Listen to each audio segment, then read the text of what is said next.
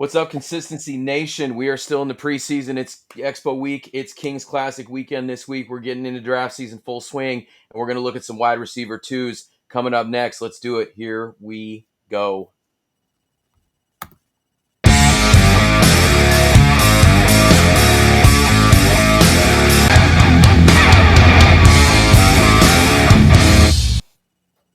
What's going on, everybody? Like I said, it's a little bit different. I'm not the handsome Bob, Mr. Consistency Lung. I'm just your average everyday Ron Rigny, the sidekick to Mr. Consistency. But I do have one of the big sidekicks at Big Guy Fantasy Sports, Mr. James Knight, next to me. So, James, I mentioned it already. We got the Expo coming up this weekend. We got the Kings Classic drafts, and then we got the preseason tonight. I saw where my Colts are in full midseason form already. Anthony Richardson dropping back on one of the first dropbacks and getting absolutely leveled and is done for the evening. It's Daniel Jones time. So not a great start for the Colts season, but how are you doing tonight despite that? Yeah, I'm doing pretty good, and I watched that replay several times where he got blown up, and that's not good, Bob. But at the end of the day, like you said, Fantasy Football Expo, full swing. Everybody's doing that, and so anybody who's there, I hope they're having a great time. And anybody who's still traveling, safe travels. And the people who are going to be traveling this weekend, it's jam packed. Make sure you download the app there so you can stay on top of the events and do all that stuff. And we're ready to talk some wide receiver twos tonight. For sure, and we hit you with the wide receiver ones last time out. The three of us, we kind of talked a little bit about how at the top there's not a lot of change. We kind of agreed on a lot of these, and I think you made a good point before the show started. Is we're starting to get in that territory where we're going to find those guys that we like, find those guys that we don't like as we start moving it further down. So without further ado, let's get after it. And we're taking this right from the tier draft list that you guys have. I know you guys, if you're tuned in, you went out and you got the guide and you're using that in your drafts and you're using that draft sheet that we have in the back. It's the best in the game. I don't care what anybody says. If you're going in your draft without it, you're missing out. It's the thing that every year that everybody that knows that I do this, it's the one they like the guide, but they always want hey, we need that cheat sheet, we need that draft sheet. And I'm like, you got to buy the guide. Where you can't be giving out that stuff for free. So let's get after these wide receiver twos. Again, we stopped on Devonta Adams last week. He'd made the rise up the ranks a little bit. So our next guy on the list is a guy in Chicago. I know you said that, James, you like Caleb Williams heading into the season, but we're going to talk a little bit of DJ Moore. So what are your thoughts on DJ Moore? Is he going to be about the same as we saw? We see a little uptick and a little Caleb Williams improvement. What are you thinking with DJ Moore? Roma Dunze is obviously going to take a step there. They went out and drafted Luther Burden. They drafted Colston Loveland, the tight end. They're trying to put more weapons around Caleb Williams. I think it's a huge year. Like you said, I think he's going to be in for a jump. DJ Moore himself, though, even last year in a down year, had a 71% clutch rate in games, where he was doing all that. He finished wide receiver 28 with 14 points per game. Again, in a down year where Keenan Allen got 100-plus targets, and, now he's gone. He's moved on. In 2023, DJ Moore was wide receiver 6 overall. And last year's finish for him was the worst he's had since his rookie year. Again, I think Caleb Williams is jumping off, and I think he's going to find DJ Moore as his number one target. Moore is going to go back to that 130, 140 target range, probably be borderline, a wide receiver 1. He may even creep up a little bit higher than that if Caleb Williams can find him in the end zone a few more times. And my favorite thing that I think I've seen is reports and videos from camp where DJ Moore is lining up as a running back in the backfield in the red zone for their red zone practices. Interesting. And the thing with DJ Moore too is when you look at those targets, like you said, those targets were there's 140 of them, and he still hauled in 98 passes. But the problem is when you look at that yards per reception over the course of his career, last year's was by far the lowest that he's had. And I think you can attribute that to Caleb Williams and the offensive line not being that great. And they've definitely beefed that up as well. Did have 6 touchdowns last year too. I'm with you on DJ Moore. I don't know if I'm going to pay that price for him, because you mentioned another guy that I liked last year that I like even more this year, and he's a little cheaper, and that's going to be Roma Dunze. And I'm waiting to talk about him in a couple of shows, because I think I might wait a little bit. But when we talked about those quarterbacks, I was kind of questionable with Caleb Williams. But the more I've studied it, man, I don't know if I'm going to be drafting him, but I've kind of talked myself into a couple of guys on that offense for sure. So moving on from DJ Moore, I'm going to look at the next guy we got on the list here, a guy that was a rookie last season, came on like crazy and became Justin Herbert's go-to guy, and that's Ladd McConkey, second-year guy out of Georgia. Love what they've done with that Chargers wide receiver room. I think that's going to help him out quite a bit. You mentioned Keenan Allen. You mentioned we got Trey Harris there. We've got Quentin Johnson. So it's not a ton of talent, but I think as far as from a 1 to maybe like a 5 standpoint, I really like what they've done there. Didn't like to see the fact that Rashawn Slater is out for the season before the season's even started. That came across today because I love me some Justin Herbert, heading into this season. But Lad McConkey, just the targets were there, the receptions were there. He missed a couple games and still put up a ton of points. And he's a guy that I like a lot. He's a guy that hasn't fallen to me in drafts yet. Weren't able to get him in any kind of dynasty formats, but I think that those receivers are going to kind of be the focus of that, just because the tight ends are solid. The tight ends are not fantasy solid, but I think that they're good enough for that offense. But man, Lad McConkey head into this season is one of the hot names. What say you, James? It's hard to argue with anything you said. You watched him at Georgia. You watched the kind of potential breakout he could have and what kind of receiver he could be. The biggest probably knock that people might have had on him was that he wasn't a high volume receiver coming in.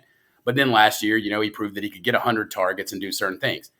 The funniest thing about him, when I think about him in that offense with Harbaugh, when you go back over his entire head coaching career and you point out his wide receivers, he's only had one wide receiver in his history as a head coach who had 130 targets. It was exactly 130, and it was Anquan Bolden.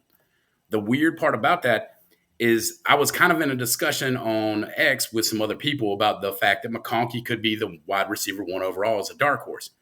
The wide receiver 1 overall the last 5 years has averaged 176 targets.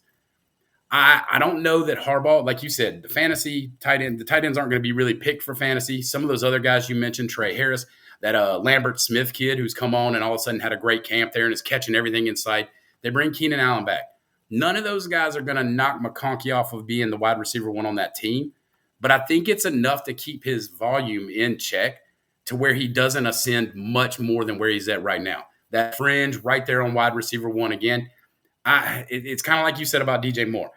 I like the player. I like some things about him, but I'm not sure that if I buy him here, I'm not paying for his ceiling price.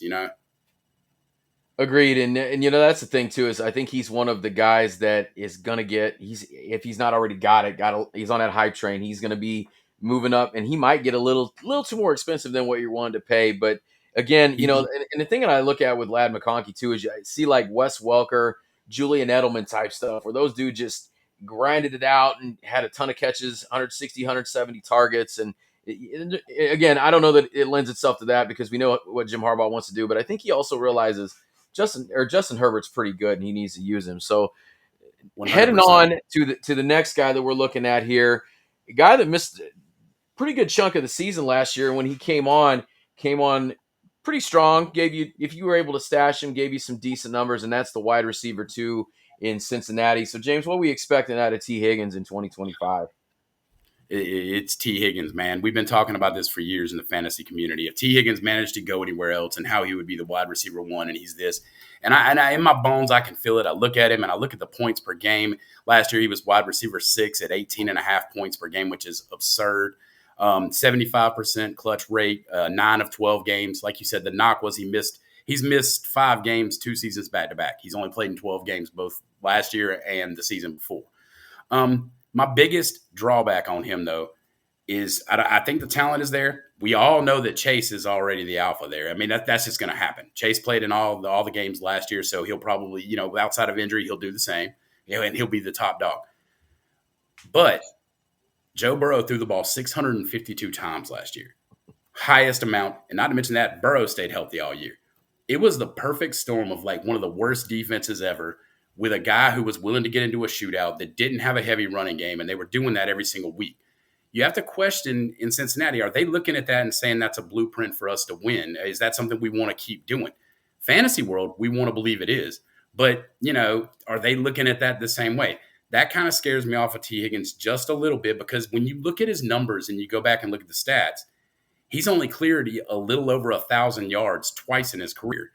The rest of the times, he's had some good game, per game averages, but he's either missed a lot of time, or when he actually played a full season, that efficiency dropped. So for me, the price is too high for T. Higgins. People want to pay wide receiver 1 price for him almost right there in that vicinity. And I kind of fade him back towards the 20 spot instead of right here at the 15 spot for me. Yeah, he is. He's right there going as a 13th wide receiver off the board, a 33rd player overall off the board. And not to Yeah. say that, you mentioned that Cincinnati defense, and there's not a lot of confidence in that Cincinnati defense heading in. It's Trey Hendrickson and a bunch of dudes, and the opportunities could be there. But when I look around that vicinity where he's going, there's some other guys I think I'd rather have there over T Higgins. And the one thing about his numbers last year, you mentioned him missing the games and his points per game, that's heavily dependent on those 10 touchdowns. And the one thing that I think he could approach that I feel the best about is that double digit touchdown again, because it's Jamar Chase, it's T Higgins. They'd signed Noah Fant at tight end, but they've just got a couple guys at tight end, kind of like the Chargers. Again, maybe a little too expensive for me on T Higgins for sure. Heading into next on our list here, guy on an offense that I am super huge on, and that's Mike Evans. That Tampa Bay offense, Baker Mayfield, you look at that wide receiver room, Mike Evans just gets it done. One of the most consistent guys we have had over the course of probably going on the last 10, 11 seasons. Dude just gets it done. He's in the lineup.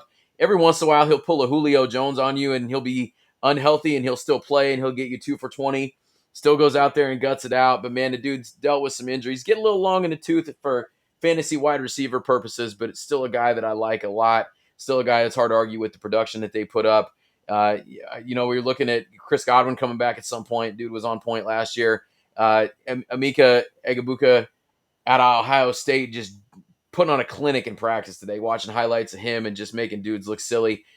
Jalen McMillan last year, Kate Otten, like they're loaded. And the other thing I was looking at earlier today too is in that division that they play in, every other secondary in that division is like in the bottom 6. Like Carolina, Atlanta, New Orleans, those defenses are near the Yep. bottom of the barrel. And it makes me want to run out and grab every piece of this Bucs offense that I can get. And I think it starts with Mike Evans. Again, I don't know if I'm ready to pay the draft capital I might have to pay on that. I don't know if I want him. I definitely would like to get him as my wide receiver 2 if I can. Wide receiver 3 be even better if he slipped a little bit. But what do you think about Mike Evans heading into 2025? Yeah, you touched on a lot of the same things of how I feel. I mean, I literally at the top of his player card on any cheat sheet, any rankings I do, write consistent, consistent, consistent. This man, 11 years now in a row, 100 plus targets, 1,000 plus yards, 67 plus receptions. 4 out of the last 5 years, he's had 11 plus touchdowns.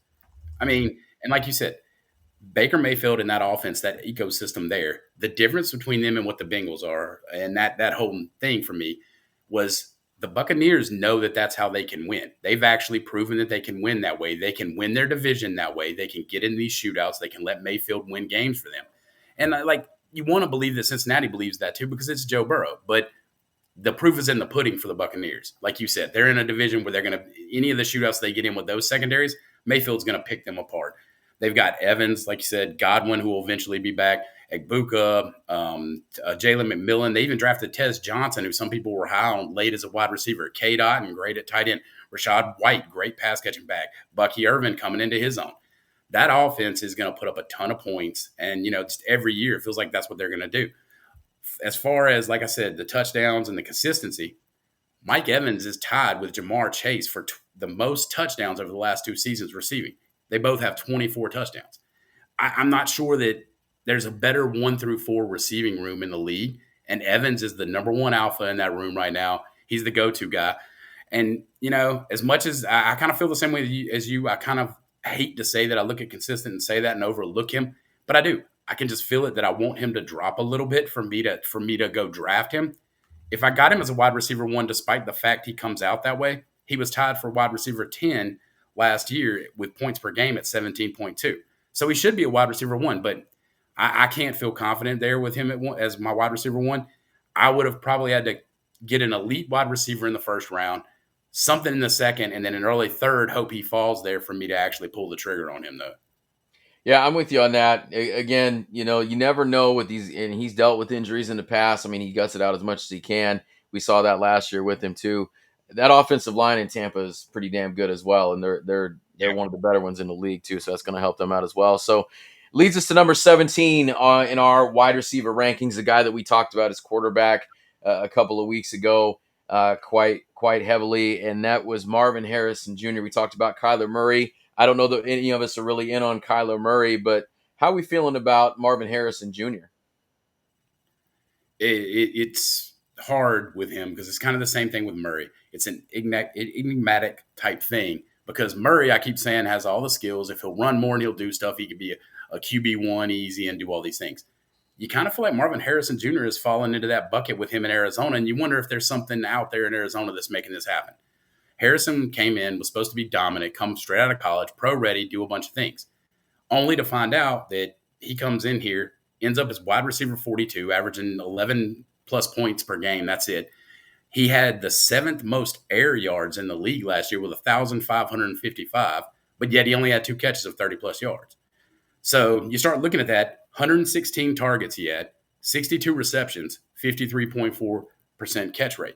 Like, something's not working there. Are they using him wrong? Is he not doing what they thought he was going to do? What's there?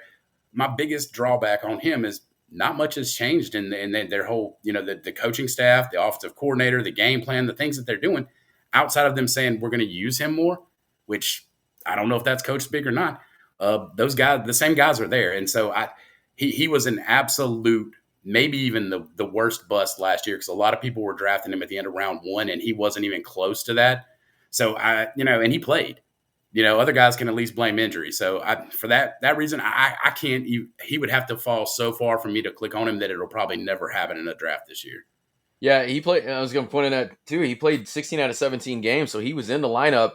But again, it's another one of those wide receiver rooms you look at, and he stands head and shoulders above talent wise. The Greg Dortches of the world are not really scaring anybody. Now Trey McBride is a great option at tight end, and of course he's going to see the targets and he's going to see all that. But it's something that again, we talked about it with Kyler Murray. There's just not anything flashy about that offense, and when you've got a guy that comes into the league like Marvin Harrison Jr. that's got the talent, that's got the pedigree. Much I want to cheer for him as being, the son of one of my favorite players of all time, Marvin Sr. and the great things that he did. And talent is absolutely there. Went to Ohio State, another one of those wide receiver U's. But I'm with you. Like I want to draft him. I want to like him a lot. But if it's the same thing going in as we saw last season, I don't know if I'm in. The 8 touchdowns were nice. The count on him being in the lineup was nice, but it just, like you said, it didn't match up with those points per game based on what you were having to get up to go grab him. So not sure I'm going to have him on a lot of my teams this year either. So number 18, another wide receiver 2 we talked about his counterpart, the wide receiver 1 in Philly, and the wide receiver 2 is Devonta Smith. And Devonta Smith is a guy that he's another one that he's a little bit streaky, little bit, when you look at his build, that's always has kind of concerned me as far as him being durable enough to handle that 17 game schedule. And we've seen him miss a few games here and there. It's one of those things where we talked about it with the quarterback show. I don't necessarily trust Jalen Hurts a lot. We looked at all the reasons to not like Jalen Hurts, and that's going to affect A.J. Brown. It's going to affect Devonta Smith. Now, Devonta Smith, ADP wise, I don't hate his ADP. When I go down a little bit here, I can't find where he's at. I'll have to look here in a minute. I lost him. I had him up here. He's a little bit down there. I don't mind the ADP so much, but I might wait on him a little bit if I want to get a piece of that Philly offense. But I think if you're trying to get a piece of that Philly offense, you're trying to go with Saquon Barkley and A.J. Brown. But if the price is right, wouldn't mind Devonta Smith. Again, just got to worry about injury, got to worry about that durability factor. And then, yeah, you're 100% right. He's got the Tank Dell syndrome type stuff where they make one mistake, you feel like put him on a bad play or something, and that he's just small. But last year he missed 4 games. But during the 13 games that he was in, he had 10 clutch games during that. Put him in the top 10 for the wide receivers amongst the ones who actually played 10 games. He finished as wide receiver 17 in points per game, 15.3 points per game. He did that on 89 targets. Like, you're talking about he did that on what, like almost 40 less targets than Marvin Harrison, who finished at wide receiver 42, And it's kind of wild how efficient that offense is once Barkley got plugged in. And it's like you said, I don't know that I trust Hurts as much. I don't even know that I love Devonta Smith as much as doing that. But his 76.4% catch rate was 4th in the entire NFL last season behind Adam Thielen, Chris Godwin, and Amon-Ra St. Brown. It's because every time that they looked his way or did things, he was wide open off of blown coverages or doing different things where everybody's stacking the box. And then you've got A.J. Brown taking alpha coverage away as the number one corner. So the narrow receiving tree in Philadelphia with A.J. Brown, Smith, and then basically Goddard, your fourth target on that team outside. Well, Barkley was the fourth target, but the fourth receiving target was Johan Dotson with 33 targets in 17 games. So not even 2 targets a game. But like you said, the scary part is there's going to be games where Philadelphia is going to go out there and they're going to run it down people's throats. Saquon Barkley is going to get his. Jalen Hurts is going to get 2 tush-push touchdowns. No receivers catching a touchdown. Nobody's doing any of that. And you look down, Smith had an efficient day. He had 2 catches for 27 yards, but that's not moving the needle, especially when you're looking at a guy that should be a wide receiver 2 range for you. You push him down to a flex, which will never happen because especially the popularity right now. Eagles won a Super Bowl. Every draft you're in, there's some sort of Eagles fan there, and they are snatching them up so early. It's crazy. So I'm not going to have any of him unless he drops. And like I said, I don't think that'll happen.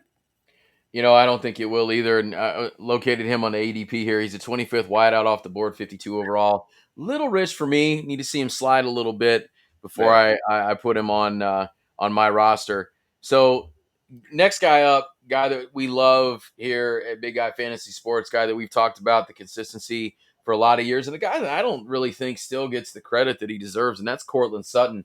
Courtland Sutton there in Denver, our number 19 guy on the board here. And we talked about Bo Nix. We saw what Bo Nix did last year, and you've got Courtland Sutton at the top of that depth chart, and a guy that, again, I just don't think gets the credit that he deserves. And again, another wide receiver room where there's a couple of guys that you kind of like. I kind of like me some Marvin Mims later on. We'll see what happens with that. Dude's got big playability written all over him. But Courtland Sutton's just kind of that, that we preach here, that consistent guy that moves the chains. It's always open. He's a good-sized target. He's been in Denver for a while, just quietly gets it done. Only knock on Courtland Sutton, though, 13 games last year, 14 the year before. So he misses games here and there, missed the whole season not too long ago, but still just 29 years old, had 1,000 yards last year, 8 touchdowns with a rookie quarterback.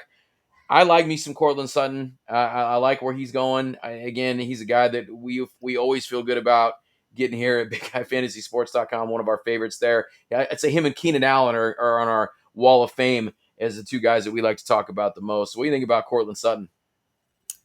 And we talked about this during quarterbacks, and I said I liked Caleb Williams, but I like Bo Nix even more.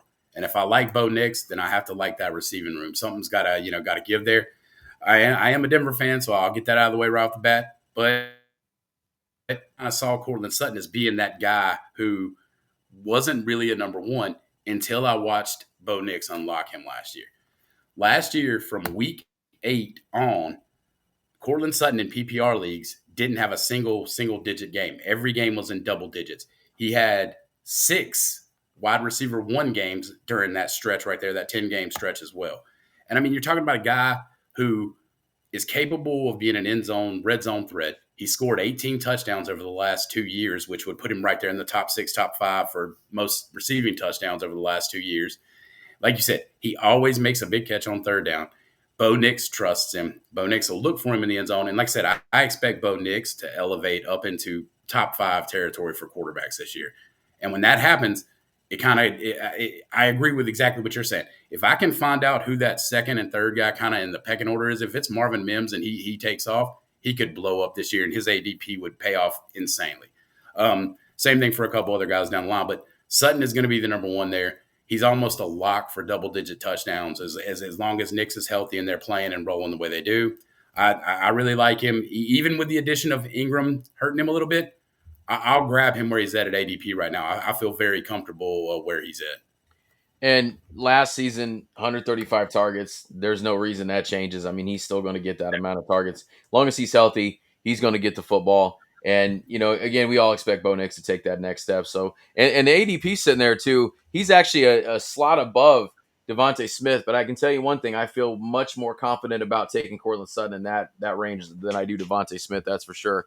Absolutely. So next guy we're talking about here, again, as we're kind of moving down the list.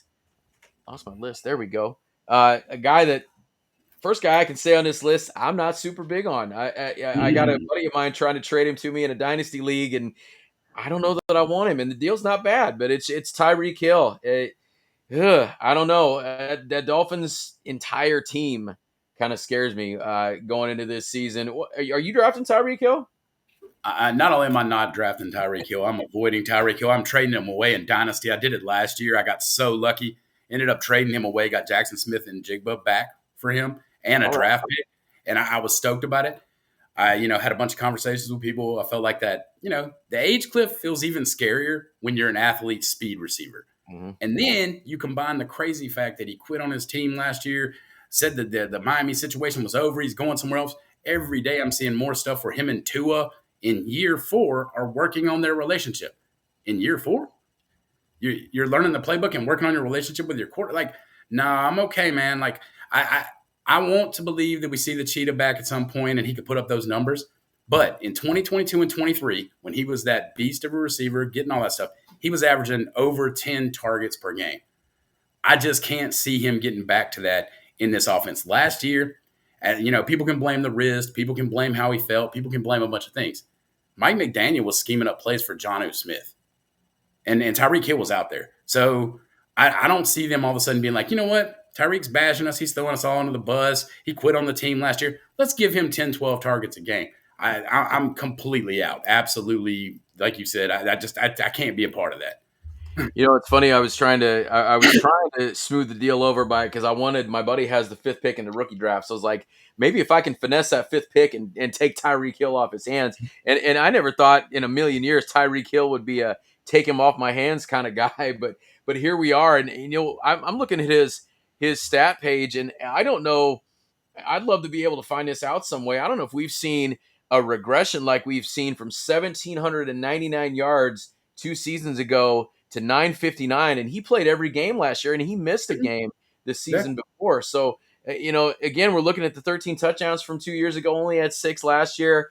I don't know if you call it him just getting bored. I don't know if you call it, the injuries. I'm not sold on Tua. I mean, Jalen Waddle's solid, but this is an offense that I want absolutely nothing to do with. Maybe Devin Achane if I can get him, but that's probably about it. I mean, the guy that you talked about they were scheming up plays for, they decided to deal him out of town. It does not make any sense, and it makes me like Jonnu Smith because Arthur Smith likes to use those tight ends. We'll talk about that a little bit later on, but it's one of those things, man. That it just seems like that regression has come so fast and so hard, and it's a combination of injury, it's a combination of attitude, it's a lot of things, and I think it's something too where I think that if that team does not do anything this season, I'm kind of surprised Mike McDaniel's back. I'm kind of surprised Tyreek Hill is back this season, and I think this is kind of a prove it or you're out kind of year for a lot of guys on that offense. So that's going to be a hard no for me for Tyreek Hill for sure. Next guy we got is wide receiver 19, or I'm sorry, wide receiver 21 on our list. Guy that you mentioned, guy that I like a lot. And it's a guy that I'm seeing on a lot of do not draft lists. And I think that's a little strange. And that's Jackson Smith-Njigba. And, again, I don't know what we're getting out of Sam Darnold. I don't know, what if he replicates last season, but I like Jackson Smith-Njigba a lot last year. I was able to get him late in a couple places, and he kind of came on as the year went on. But what are you thinking about Jackson Smith-Njigba heading into 2025? Do you think Sam Darnold replicates that? I mean, he's kind of the default number one wide receiver. Yeah, and they let Metcalf go. Smith-Njigba is gonna move into that. I mean that mantle as, like you said, the wide receiver one. Not only did they let Metcalf go, but now Lockett's gone, so it's a whole new thing. Fant. So you're talking about the top 3 core offensive receiving players are all gone from last year to clear the runway basically for him. And Smith-Njigba, just like I said before, I felt so happy about unloading Hill, getting a pick, and getting him back because I was targeting him last year. And this year, I feel like he's really going to come into his own as that wide receiver one. And a lot of people were trying to kind of knock the idea that Cooper Kupp's in there. Maybe if he stays healthy, he'll demand some targets, or, oh, no, they play the same type of position or run the same type of routes. I think Seattle was genius doing this. They brought in a guy who was at the top of his game, won a Triple Crown, was a killer wide receiver in that same kind of mold. So if there's anything that Smith-Njigba is missing, he's going to be able to pick that up from Kupp. They're going to be able to move and do that. And as you said, am I worried about Darnold? It was Geno Smith last year. Darnold threw for 35 touchdowns last year, and yeah, we can say it was the KOC magic from Minnesota. But Darnold was an elite prospect once upon a time. He actually got some of that unlocked out of him. And in that Seattle system, I think there's going to be a lot of the same type of things that he's familiar with. That coaching staff comes from the same tree, and Darnold's going to see a lot of things that he's familiar with, feel comfortable. He's going to have Cup. He's going to have Njigba, and then that rookie tight end that they drafted, Arroyo, I think it is, Yeah, that enabled him to let Fant go. He looks like an absolute monster on tape. So, yeah, Smith-Njigba, I'm absolutely drafting him here. I'm probably even taking him a little bit higher over several of the names above us just because I think in a PPR league, he's almost a guaranteed lock for 100 recs, 1,200 plus yards, and he could pace them in touchdowns as well. So, yeah, I like him a lot, and he's another guy that the ADP. I don't hate it. I'd like to see it a little bit further down. I mean, he's sitting there at wide receiver 14, 31st overall player. I think he can get to those numbers. I don't know if he's going to outperform that ADP a lot. I mean, not like he did last year for sure with the 1,130 yards and the 6 touchdowns. And again, you mentioned Cooper Kupp. I like that signing as well. I don't think that's going to eat his targets at all. I think they're going to complement each other kind of nice. And you also mentioned one of my favorite sleeper tight ends there, Elijah Arroyo out of Miami. Dude's a stud athlete. Got him. I think he was a third rounder, if I want to say. But a guy that's got a lot of potential that they could use definitely in the red zone for sure. And I don't know how that defense sets up to be okay. I don't know how overall it's going to be, but I think that they're going to need to throw it a little bit, especially when they're playing the likes of the Rams in that division. We don't really know what's going on with a lot of those, or I should say on the West Coast out there. We don't know what's going on with a lot of those offenses in that division. So I think we're in agreement. Jackson Smith-Njigba, we like him. We want to draft him. Next guy we got is Rashee Rice for the Chiefs, and I never know what to expect out of those Chiefs receivers. You got Xavier Worthy, I kind of like. You got Hollywood Brown that you got to scroll down kind of far to find on ADP that I don't mind later on. Of course, you got Travis Kelce there. But what are we looking at with Rashee Rice heading into 2025? I mean, right now, earlier in the season when we were thinking about it that maybe he wasn't going to get suspended, we didn't know what the legal case was going to do. It kind of jumped on, and I think that legal case is really what's ping-ponging his ADP, and we're watching it drop day by day now. People are afraid of that. They're thinking 3 to 6 games, somewhere in that vicinity, something's going to come. It's probably going to be 3-4 games, something like that.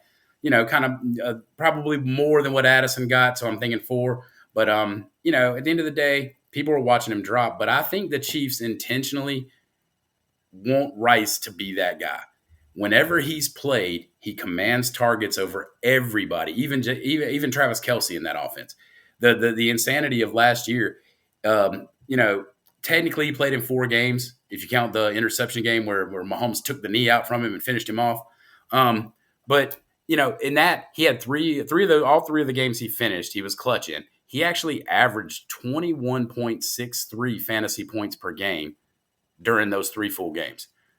Only one player outpaced that, Jamar Chase. And Jamar averaged 23.7. Nobody else was pretty much in that echelon. Rashee Rice gets 8 to 10 targets every game he plays that he's healthy. They scheme things up for him. I think they intentionally, it's kind of like the big man in basketball. You get your big man, he's in the post, you surround him by 3-point shooters. They got Rashee Rice, that huge possession type receiver that they knew they could scheme around. They surrounded him with 3-point shooters and speed receivers. They gave him Hollywood Brown, Xavier Worthy. Each one of these guys that can just run this stuff and clear out so that him and Kelce can do work underneath. And when Kelce finally hangs it up, I think their intention is that Rice is that guy. So even if he gets suspended, if I feel comfortable enough and he's dropped enough and I've got a receiver, 2 receivers already on my team, I'm probably going to play the gambling game and treat it as if week 5 or week 6, I'm trading and getting a wide receiver 1 back for nothing. I'll draft him, all day as long as he keeps dropping. And like I said, I don't think he's going to get more expensive. So as the season gets closer, he's going to be on a lot of my rosters. Yeah, interestingly enough, he's sitting here at the wide receiver 22, and Xavier Worthy right behind him at 23. So that's kind of interesting to look at. But when you brought up an interesting point about that offense, and I think when you look at that offense, they have every role in that pass game kind of figured out. They've got the downfield threat in Xavier Worthy. They've got the, Rashee Rice is kind of that speed guy that can break one, but can also, come across the middle and catch one. Like you said, Andy Reid's drawing plays up for him. Of course, you got Travis Kelce, just kind of that steady presence. to get open. Hollywood Brown's kind of that big chain mover. So I think they've got every role covered. But again, I don't know if he's sitting there that expensive, especially if you don't know if you're going to have him for 3 to maybe 5 games. And we saw Jordan Addison get that 3-game suspension, so maybe he gets something along those lines. I don't know, but I think that the it's probably going to be 3 or 4 games from what we're going to get. So for a guy that you're going to see some time on the sideline, I don't know that I want to pay that ADP. But if something happens to where he's not getting Yeah, suspended, he's got to drop past that yeah, wide receiver. Yeah, definitely. yeah, and the guy that you take a look at, and you got to look at that price. But I don't know. But if you got the room to get him a little bit later and stash him, definitely nothing wrong with that. So next guy we got on the list got a lot of question marks around him. Another guy that we love here. A lot of people call him Scary Terry. I like to lovingly call him Terry Targets, and that's Mr. Terry McLaurin. And a guy that it came out today. They're about 7 or 8 mil apart a season. That's a pretty good chunk of money to be a part on this, and I don't know if it's a lot of smoke from maybe his agents trying to force something to get done. I feel like Washington's got to get him in there. You don't want to head into this season as Debo as your number 1 receiver, and I don't know. There's teams apparently calling, interested in him. I don't know what it's going to take, but just pay the man. The guy's been there. He's been a consistent presence. We love him here at Big Guy Fantasy Sports, and he's probably one of my favorite guys, especially now that he has some actual quarterback play that's consistent. We saw him do it over the course of his career and just come out and put 1,000-yard seasons up, catch the ball, didn't miss a lot of time. I mean, he's not missed a game since 2020. He's been 17 games across the board the last 4 seasons, 1,000 yards. Love to see more touchdowns out of him, though, too. He had 13 last season, which was by far his career high. Before that, it was only 7. And then he's got 4 and 5 for so many years. But we love Terry McLaurin here. Washington, get him in camp, get him signed, give him his money. He's what that offense runs through. I know they want to run it a little bit. They got an athletic quarterback. You need Terry Targets on that sideline. And if they get that deal done with him, he's a guy that I like the ADP. I don't mind where he's at. He's a guy that I'm always looking to try to get. What do you think about some Terry Targets? You absolutely crushed that on everything with him. He comes to work, does his stuff, did everything he's supposed to do in Washington for years. Finally gets unlocked, breaks out with a great quarterback, does that, wants the money that they should have rightfully probably given him and extended him already at this point. Pay that man, get him in camp, do what they need to do. We saw what him and Jaden Daniels can do together. We saw the kind of receiver that he was. And like you said, Washington cannot be looking at this and thinking to themselves that Deebo Samuel is going to be number 1, and I don't know who would be number 2 there, so I'm not really sure. I mean, you're looking at maybe a Luke McCaffrey, Christian McCaffrey's brother, or somebody trying to fill the wide receiver 2 role. You got a rookie quarterback who was dominant last year. This was his number 1 target. The one thing I would really like to see with all that, not just from a fantasy football perspective, but from football, I'd like to see Jaden Daniels come out and say something about that. Just kind of, hey, man, I'd love to see my guy in camp. Let's get this deal. Something encouraging. Saw Josh Allen kind of say a little bit something like that today about James Cook, about him, wanting him in camp and doing stuff. Love to see that here. But like you said, at this spot, as long as he signs, and I think they'll probably get a deal done. That'd be crazy not to. As long as he signs, he's kind of like the Mike Evans light version. You just know you're going to get 1,000 yards. And in reality, McLaurin misses less games than Evans does. So you're probably getting more of a solid, consistent contributor. And because of what he did with Daniels last year, I'm not quite as overly concerned as I would be about a receiver missing camp. I think they already have a connection, and I think as soon as he comes back in, they'll hit it again. Yeah, I don't think it's going to take long for them to get back in step. And honestly, I don't think it's going to take much longer now that we got preseason games kicking in. I think something gets done. I don't think that there's not going to be a lot of team. I mean, maybe there's a team that's willing to come out and give up. I don't know what they're asking for, but it's a lot for a team to ask to give up the package that the team wants, and then you got to sign this guy to this big extension. They love him in that city. You got to get him into camp. You got to get him signed. I think it does get done, though. I think he ends up there. Doesn't scare me off enough to not draft him, though. Always love to have him on my team as my wide receiver too.